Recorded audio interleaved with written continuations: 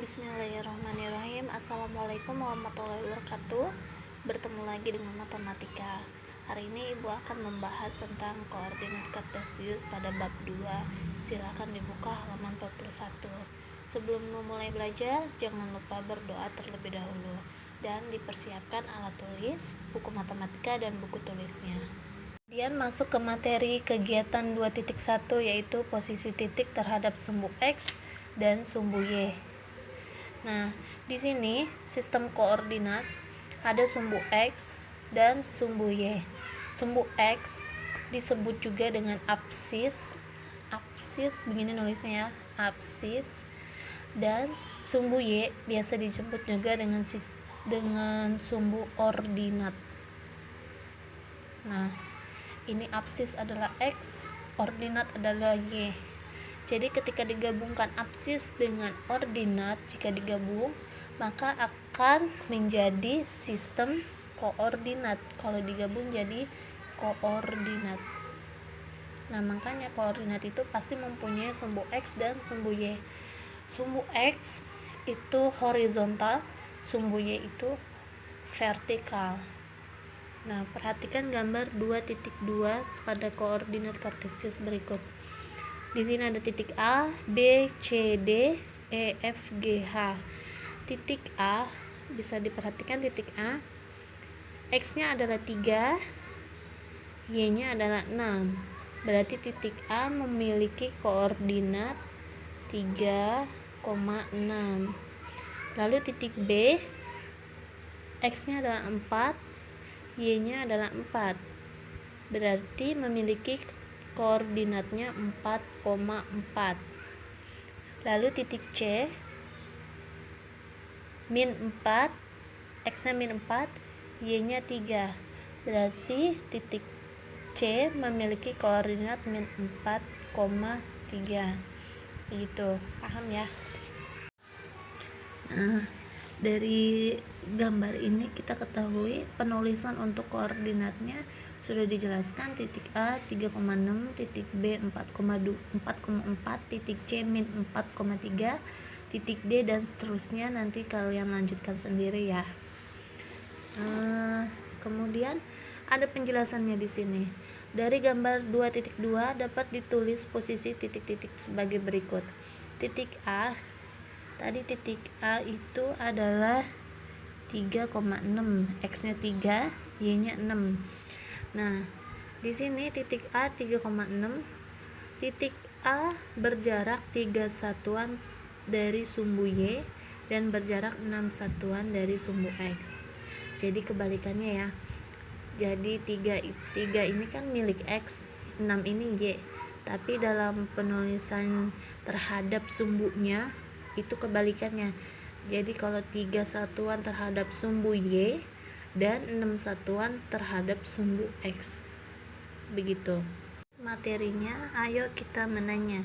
Setelah kalian mengamati posisi titik pada koordinat kartesius, buatlah pertanyaan tentang kedudukan titik pada koordinat kartesius. Misalnya, mengapa titik E dan titik H memiliki jarak yang sama dengan sumbu X, tetapi memiliki jarak yang berbeda dengan sumbu Y?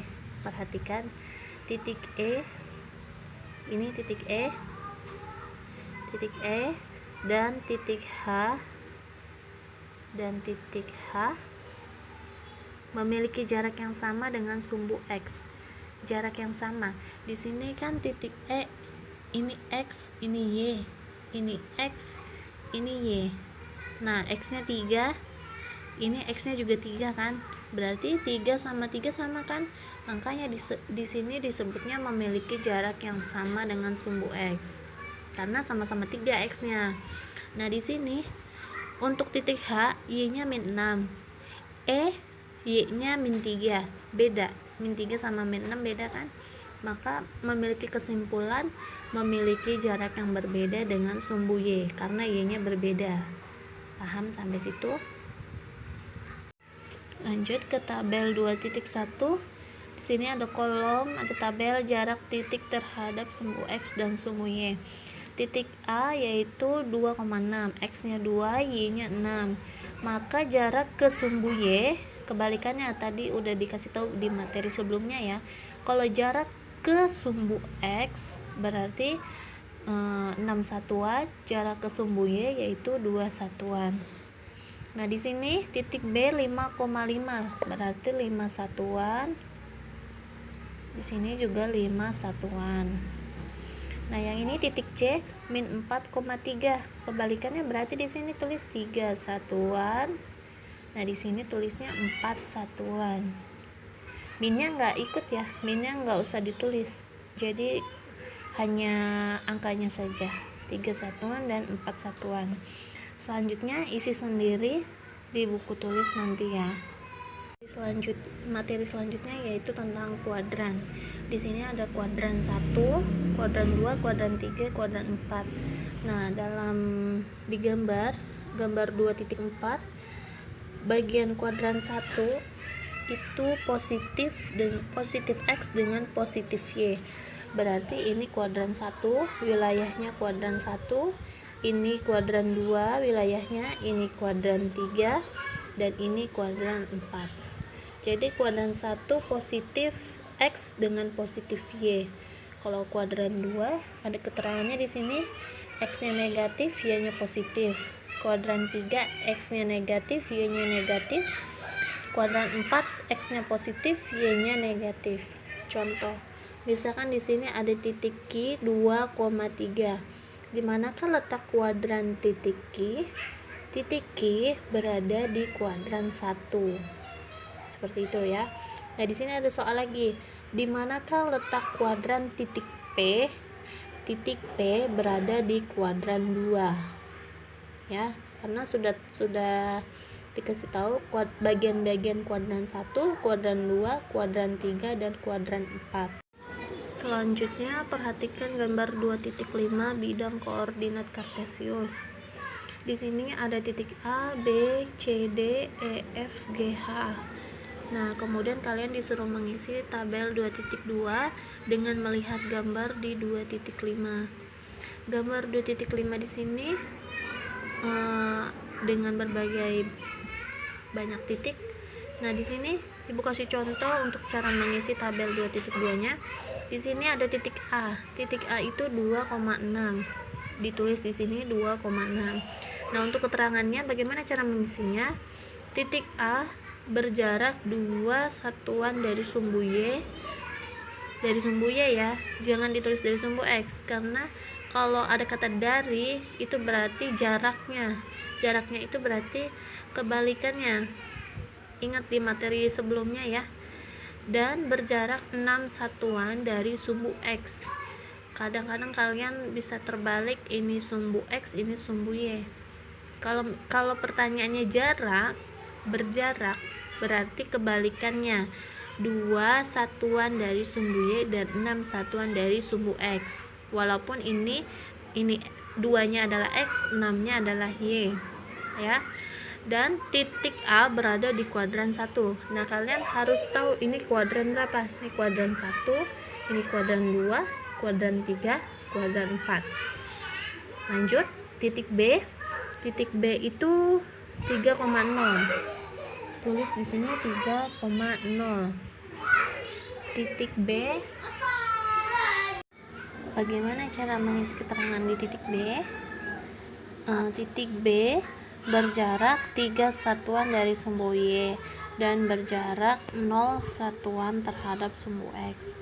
Titik B berada di, nah kita lihat lagi, titik B tidak berada di kuadran 1, kuadran 2, kuadran 3, kuadran 4 ya, tapi dia berada di sumbu. Titik B tidak berada di kuadran 1, 2, atau 3, atau 4, tapi dia berada di sumbu X. Maka menulisnya nanti di sini bagaimana? Titik B berada di antara kuadran 1 dan kuadran 4. Nanti nulisnya gitu ya.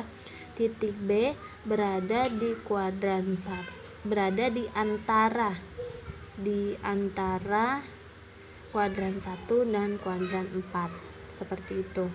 Nah, nanti tabelnya silakan diisi di buku tulis.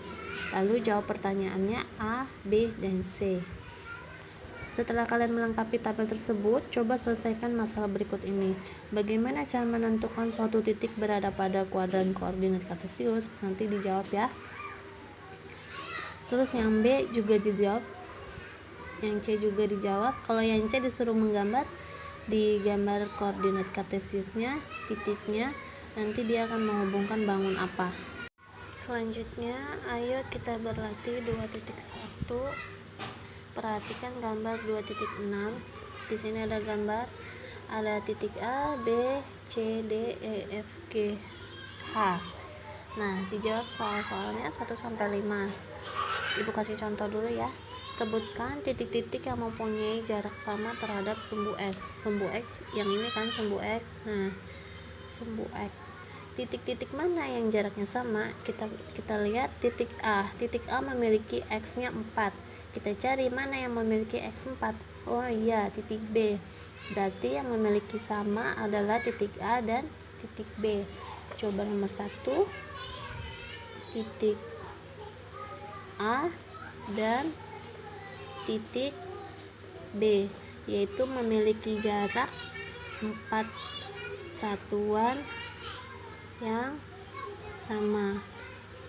Nah, mana lagi titik yang memiliki jarak yang sama terhadap sumbu X? Kita cari lagi mana yang X-nya sama.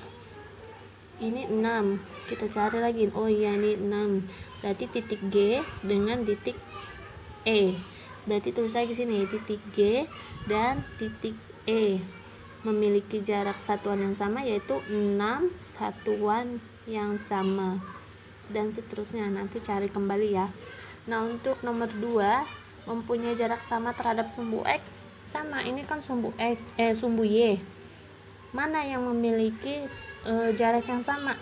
Kita lihat Y-nya. Ini Y-nya 6. Mana yang sama dengan Y-nya 6? Kita cari. Nah, ini berarti titik G dengan titik I sama. Nanti nomor 2 jawabannya titik G dan titik I dalam kurung 6 satuan yang sama. Begitu nanti caranya ya. Nah, untuk nomor 3, sebutkan titik-titik yang berada di sebelah kanan dan sebelah kiri sumbu Y. Ini kan sumbu Y. Titik yang berada di sebelah kanan, ini sebelah kanan nih. Nah, sebelah kanannya berarti titik apa aja? Nanti tulisnya sebelah kanan sumbu Y sama dengan titik A, titik D, titik I, terus apalagi titik E, dan seterusnya ya. Nanti sebelah kiri sumbu Y jawabannya apa? Nah, nomor 4, berapa jarak titik E terhadap sumbu X dan sumbu Y? Kita lihat titik E mana? Titik E nih memiliki jarak terhadap sumbu X. Titik E, X-nya 6, Y-nya 0. Memiliki jarak 6 satuan terhadap sumbu apa? Nah, tadi kan sudah dikasih tahu materinya sebelumnya. Nah, terus terletak pada kuadran berapa titik-titik tersebut? Nanti sebutin. Kuadran 1 sama dengan titik A, terus titik apa lagi? Kuadran 2 titik B dan apa? Kuadran 3 titik apa dan apa? Kuadran 4 titik berapa dan berapa? Nah, kalau yang berada di sumbu ini nanti tulis aja keterangannya di bawahnya. Untuk titik F berada di antara kuadran apa? Titik E berada di antara kuadran berapa dan berapa? Untuk tugas hari ini yaitu yang pertama, tabel 2.1 dikerjakan di buku tulis ya, diisi tabelnya 1 sampai 8. Kemudian tabel 2.2 diisi juga. Gambarnya juga ditulis di buku tulis. Jadi gambar dulu baru tabel. Setelah tabel 2.2, soalnya A, B, C juga ditulis dan dijawab. Kemudian gambar 2.6 dan soalnya 1 sampai 5 juga dikerjakan di buku tulis. Kemudian difoto, kemudian diupload di tugas kelas classroom ya. Jika ada pertanyaan yang tidak dimengerti, silakan chat di grup WA, grup WhatsApp. Terima kasih. Wassalamualaikum warahmatullahi wabarakatuh.